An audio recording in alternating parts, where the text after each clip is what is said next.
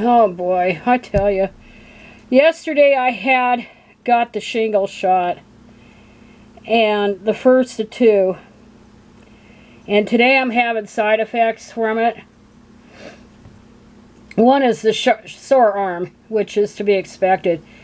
But now I've got like lightheadedness and almost like a sinus infection coming on.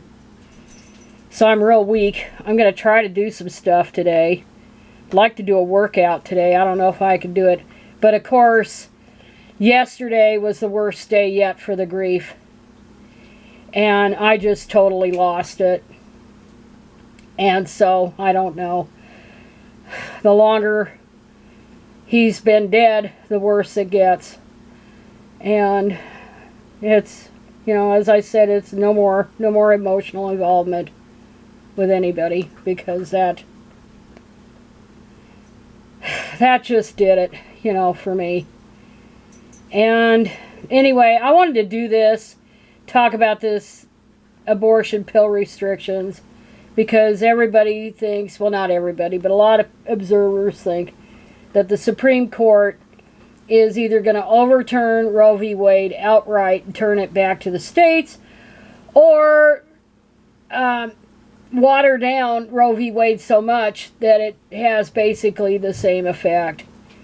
And so now it's going to be easier to access abortion in very early stages of gestation. And so now I don't know why they started calling it by the drug by its, of course it's a 2-drug combination. Mifepristone or mifepristone or whatever the hell. It's RU486. I don't know why they don't just use the terminology that's been used since the 1980s. And I think France developed it first. But it's been around in the United States for 20-some years.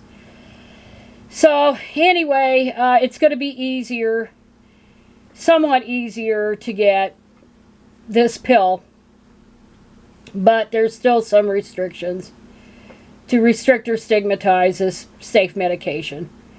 And the ACLU, for once in its life, is taking a stance in favor of abortion rights, which they've done forever anyway. That's about all it's good for anymore.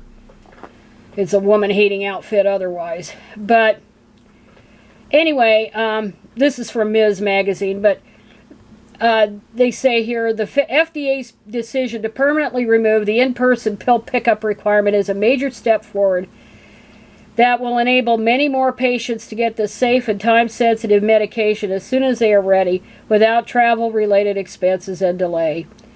And this is from the woman from the ACLU. From the person living in a rural community hundreds of miles from the nearest clinic to the patient who wants access this essential care in the privacy and comfort of their home, the FDA's decision will come as a tremendous relief for countless abortion and miscarriage patients. And then this drug, mifepristone, is used in combination with another medication, misoprostol, and I'm sure I mispronounced it, because that's what I do best, to safely and effectively induce a miscarriage in the first 10 weeks of pregnancy.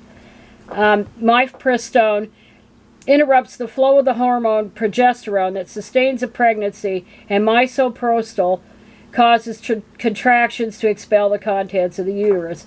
Unlike mifepristone, misoprostol is not tightly restricted, but it is widely available as an ulcer medication. So Senator Patty Murray applauded the decision to remove the in-person distribution requirement for RU486. So even if they did overturn, even if the High Court did overturn Roe v. Wade, it's not going back to what it was like pre-Roe, because of this availability, and because women are a lot more connected. The internet is a huge factor in keeping women connected, women's groups connected, to be able to access these services. But it's still going to be a bitch if it's overturned. And what these advocates for getting rid of Roe, these anti-abortion people, don't get is women aren't going back to the kitchen. They aren't going to be little wives and mothers and little homemakers. They're not doing that anymore. Not even with COVID and shit. They're not doing it anymore. They're just not. And a lot of women aren't even bothering with marriage and kids and all that. They're not bothering with it. And I've said before, because there's nothing in it for them. And you can't make women want something that they don't want. And they'll just refuse to have relationships with men at all. Sexual relationships. Before they'll give up the freedoms that they've got, albeit limited, since women are denigrated. But yeah, that was some good news in the recent few days, because women sure need some good news, even if it isn't quite as good as it should be. And and the thing, and this is kind of a sidebar a little bit, is like in Oregon with the birth control pill. I'm glad that they can get that through a pharmacist rather than have to make a doctor's appointment. And then they make you go through the pelvic exam. They make you go through all that horrific stuff that you don't need to go through just to get a damn birth control pills.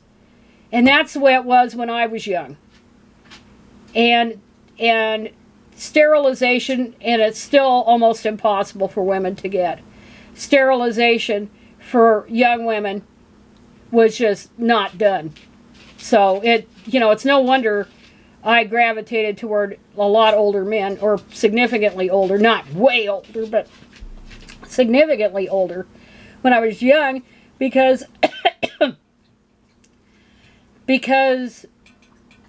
any kids they wanted, they already had it.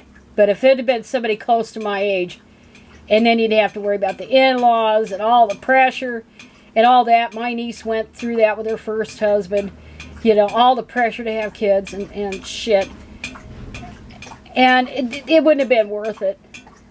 And my mind had been made up from the time I was about, 8 years old. And then it was solidified when I was 12. And I never looked back on it. And so, I'm just glad that, it's easier in a lot of ways for women today. And of course, it's harder. They're just being eliminated as a protected category. But anyway, I just decided, I thought I'd share this article. And I'm glad they've lifted some restrictions. They need to probably lift more. And, a lot of this was due to the pandemic. But women just need to have access to this. This is, it's a matter of life and death for women. They're not going out doing this because it's fun to do. But the opposition, since they don't see women as human, like the male left, they're never going to change. When you're just a thing to screw and to pop kids out, I mean, they're never going to change from that mindset. Anyway, I'm done. Like I said, I've got lightheadedness. I got to worry about my balance and my sore arm. Hopefully by afternoon I'll feel better so I can go do a workout.